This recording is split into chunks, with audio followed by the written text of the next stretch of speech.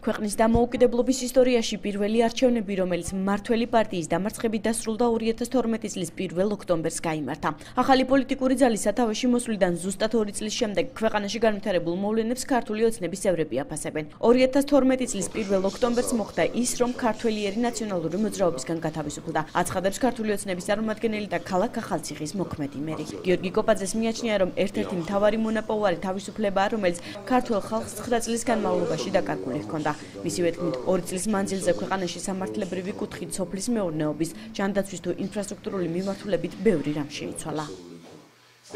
მოხდა დეცენტრალიზაცია ხელისუფლების და აგერ თვითმმართველობის სახით მოევლინა ქალაქი ახალციხე, ასევე თემი და ყველა გამგებელი და ყველა მერი არჩეულია ხალხის მიერ. ეს არ არის დანიშნული ვინმეს მიერ. და ისინი თავის გადაწყვეტილებებში არიან ძალიან თავისუფლები. თავისუფლება ეს ის ცნებაა, რომელიც ყველა ადამიანს თავისებურად შეიძლება აღიქვას, მაგრამ მე გეტყვით ერთ რამეს. თავისუფლება არის მთავარი მონაპოვარი ქართული ოცნების.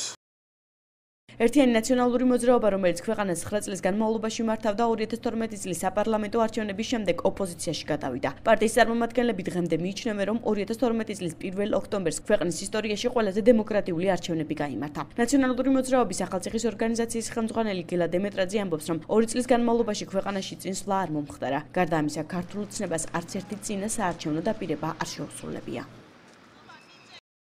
არც ერთი დაპირება, რაც წინა საარჩევნოდ აღსებული კოალიციის მიერ არ ყოფილა შესრულებული მოსახლეობისთვის, კომუნალური გადასახადების განახევრება, საყოველთაო ჯანდაცვა, ხელმისაწვდომი განათლება და არც შემდეგ ასვენები. ვერ ვხედავთ ერთ ადამიანს, რომელსაც გაუმჯობეს დაყოფითი პირობები კოალიციის მოსვლის შემდეგ, იმიტომ რომ არ შესრულდა არც ერთი ის ერთადერთი პირობა, რომელიც კოალიცია მოსახლეობას შეფერდა. ქართული ოცნების 2 წლიანი მმართველობის პერიოდს ახალციხის მაცხოვრებლები აფასებენ. მოსახლეობის ნაწილი მიიჩნევს, რომ ამ პერიოდის განმავლობაში მმართველმა გუნდმა ქვეყნის განვითარებისთვის ზრუნვა დაიწყო და ქალაქში არაერთი ინფრასტრუქტურული თუ სოციალური პროექტი განხორციელდა. თუმცა ადგილობრივების ნაწილი თვლის, რომ 2012 წლის არჩევნების შემდეგ ქვეყანაში სასიკეთოდ არაფერი შეცვლილა. მათივე მტკიცებით ის ინფრასტრუქტურული პროექტები, რომლებიც წინა ხელისუფლების დროს დაიწყო, ამ ეტაპზე გაჩერებულია და ქვეყანას ეკონომიკური წინსვლა არ ეტყობა. უკეთესი იქნებოდა 9 წელი გასულიყო. და მე გველაპარაკა. ახლა ვერ ვხედავთ რა გააკეთეს. ამის შემდეგ რასაც გააკეთებენ 9 წლის განმავლობაში თუ იქნებიან 9 წელიწადი. მე ვნახოთ 9 წელიწადი რომ იბრძვიან ერთი მეორეში ეს ოპოზიცია და პოზიცია. რაღაცნაირად ხალხი სხვანაირ გუნებაზე დგება. არ შეიძლება ასეთი რაღაცა. ჭამენ ერთი მეორეს და არ აცლიან მუშაობას.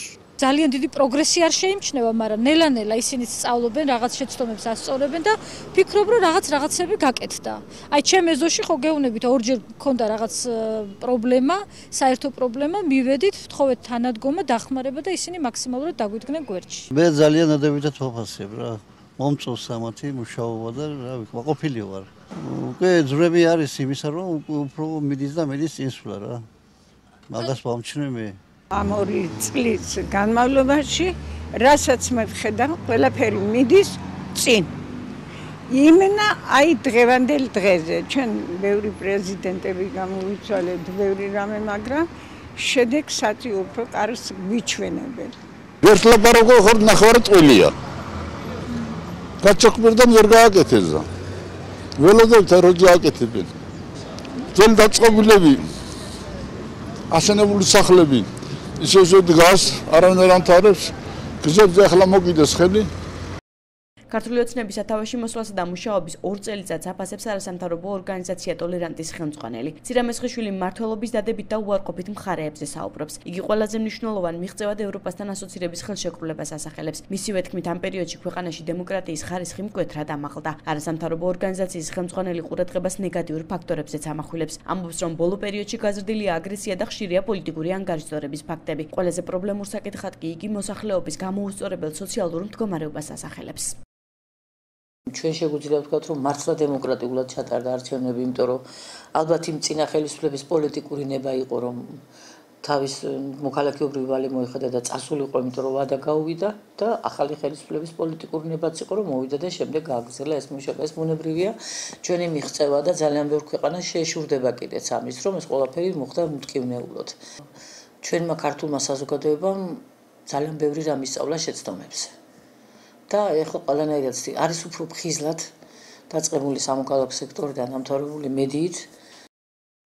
2012 წლის 1 ოქტომბერს საქართველოს მერვე მოწვევის პარლამენტი აერჩა. არჩევნების შედეგად ერთიანი ნაციონალური მოძრაობა ოპოზიციაში გადავიდა. კოალიცია ქართული ოცნება კი მმართველი ძალა გახდა.